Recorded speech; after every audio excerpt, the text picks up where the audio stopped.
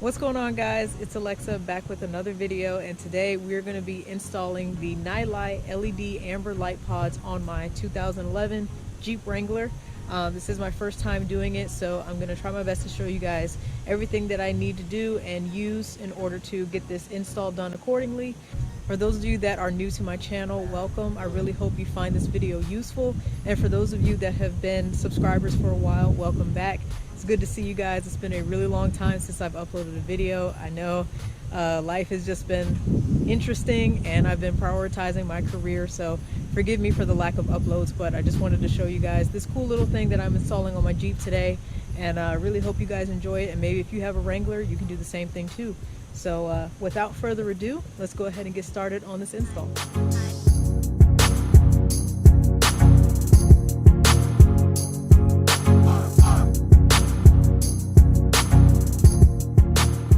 Alright, so starting off with what we're going to need. First of all, this is the box. I already opened it earlier to get kind of an idea of what I was going to need out of here.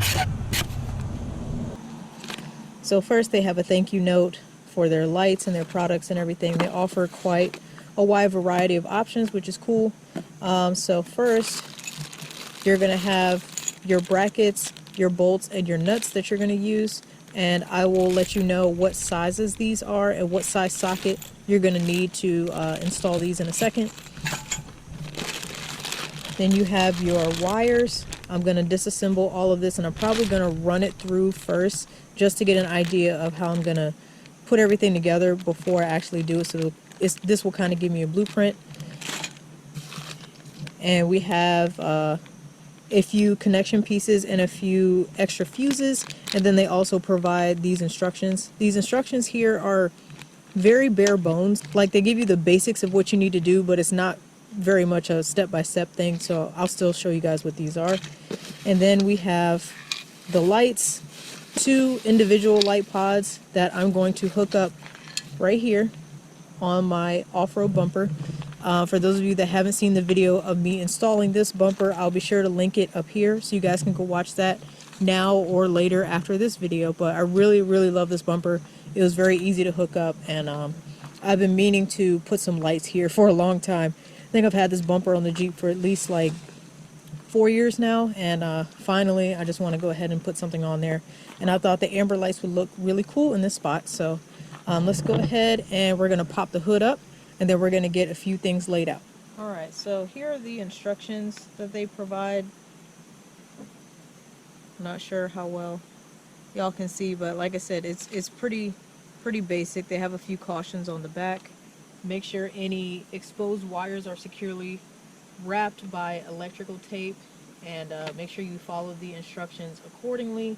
So basically, you're hooking up, after you mount your light pods, you're gonna connect them to the running wire that I'm gonna put through the grill, and it's gonna run up to my battery over there, and then I'm gonna run them across the back of the engine and then into the firewall that leads inside of the cabin.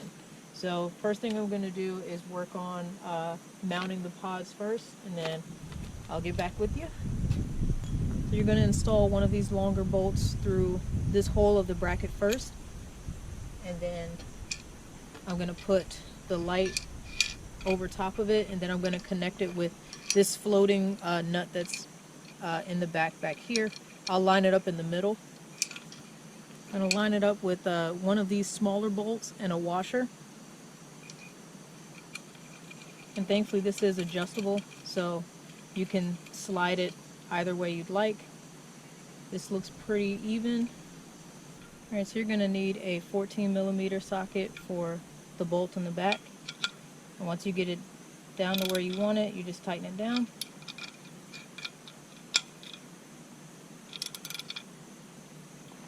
And I lined up the other one already. So now I'm going to add my washer and the nut to the other side.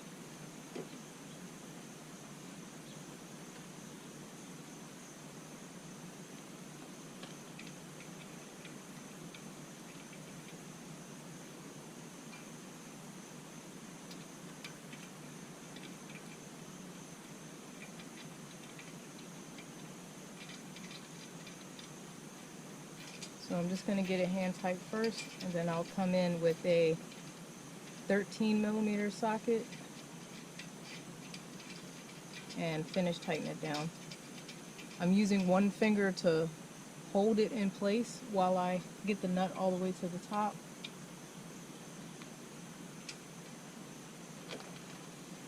Make sure it's straight. And I'll do the same thing to the other one.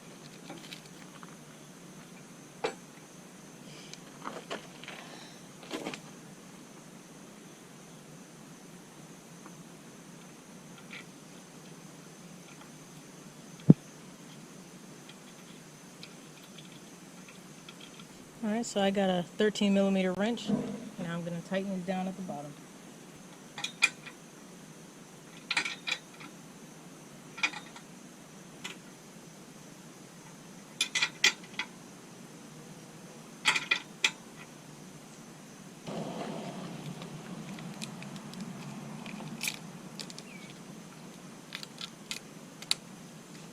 Alright guys, it was some trial and error, but what I discovered worked best for me was these wires already had a little bit of the cord trimmed off. We just trimmed off a little bit more so we could have a secure connection here with the exposed wires.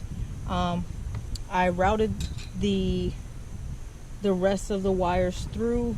I have a little hole that goes down through in front of my radiator, and then I pulled it up under my bumper or under my grill. I'll show you guys that in a minute, but at least for connecting these, I just want to show you really quickly.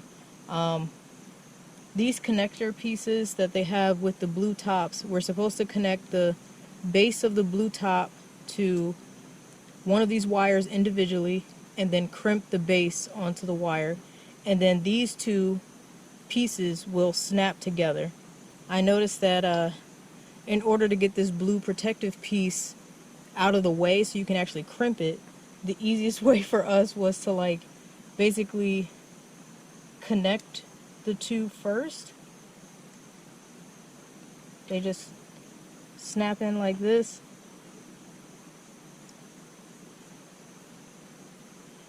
Just gotta wiggle it a little bit so the gaskets. Now I heard it snap. Now what I'm gonna do is try to wiggle the blue cover off the back of it. Once I got the blue cover disconnected from the wiring harness, I just basically slide it down, and then I take my exposed wire and feed it through the middle, and then I'll use some pliers to crimp it down. And the reason I can't do it inside of the blue cover is because that blue housing cover has like some hard centerpiece that's probably protective. It was not letting me crimp down on this at all. So the only way for me to move the blue cover piece out of the way was to connect it and then pull back to separate it. I feel like there's a different way, so I apologize in advance if I'm not doing this the right way, but that was the only way that I could see to successfully crimp this thing down. But this has been a bit interesting, just like any install go that you've never done before. So you can kindly let me know in the comments what is the proper way to connect the exposed wire to this harness. But I'm just doing the way that works for me right now, because the instructions do not say anything about how you're supposed to connect it.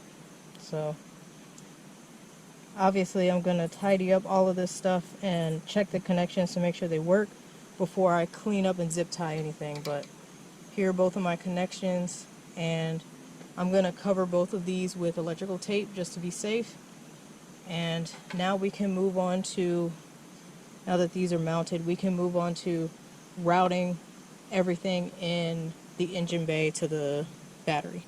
Alright guys, apologies for not recording as I was doing the install, because literally every time I would move on to the next step, I would find like a different problem.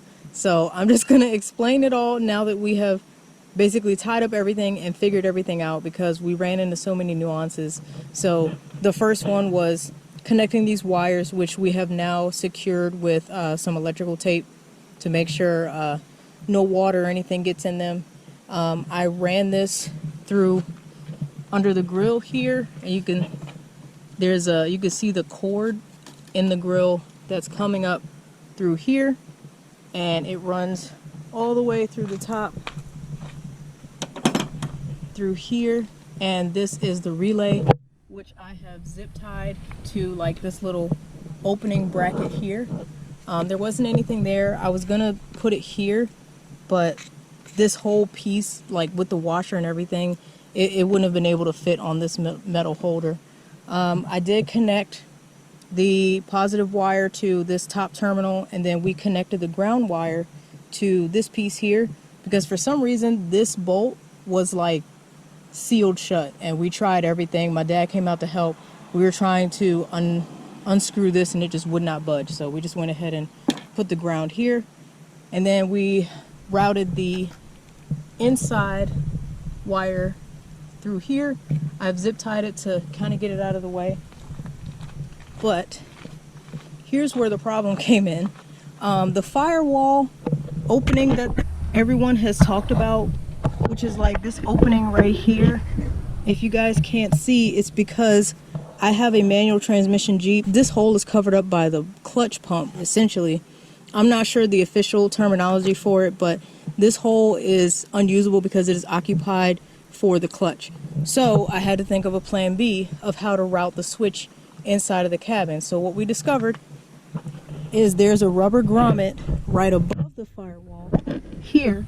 So my dad took the rubber grommet out, and we were like, okay, where does this lead to? Because it looks like it's just a blank slate. So we literally took a wire clothes hanger, we stretched it all the way out, and he dug inside of there and moved it around until I could find where it came out at.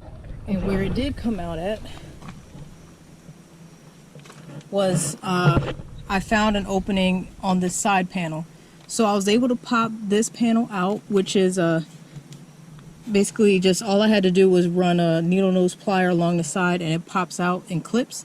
And I took this panel off, and so I was able to grab the wire from back here. When I put this panel back, I tried to carefully run the wire up here, and I have the switch tucked right here. So, but as you can see, turn the power on, you see the red light, and you will see that these are nice and bright. I really love the way they look. I can't wait to see these at night, so I will be sure to show you guys that right now. So here I am in the Jeep at night. Now I'm gonna flick the switch. You guys can see, switch is on. And now, these are my parking lights, headlights, and all three fog lights, amber lights, and headlights. And if I turn my amber lights off, that's what it looks like. So amber lights off, amber lights on. Looks pretty good. All right, and this is the daytime look, all cleaned up, hood down and everything, and I have on my daytime running lamps with it as well. So these are aftermarket headlights, and these back down here are aftermarket turn signals. I really like them because they're LED and they go in sync when this flashes for my turn signal. So, but obviously these are on a separate switch and separate power source, so I can have these on anytime I want. This will probably be my typical daytime running light look, but this will really be helpful when we have any foggy conditions or possibly really rainy conditions. I want to make sure I'm able to see and people are able to see me. Despite the hiccups, I'm really happy with the result. I may come back and figure out ways to clean it up a little bit more in the engine bay, but for now, I'm pretty happy with how it looks. So, of course, let me know what you guys think, and if you have any questions, please leave them in the comment section below. I'll try my best to answer them. So once again, guys, thank you so much for watching. I'm not sure when I'm going to post my next video. Basically, I tend to film whenever I feel a video will be useful to someone or whenever I feel a video will be exciting. I haven't run across those opportunities too often, but I was at least able to film this one regardless of how tedious or time consuming it turned out. I hope I did it right. If you have any suggestions or tips for someone else that may try to install it, like I said, please leave a constructive, positive comment in the comment section below. And if you liked it, hit that like button, and I will see you guys next time. Take care.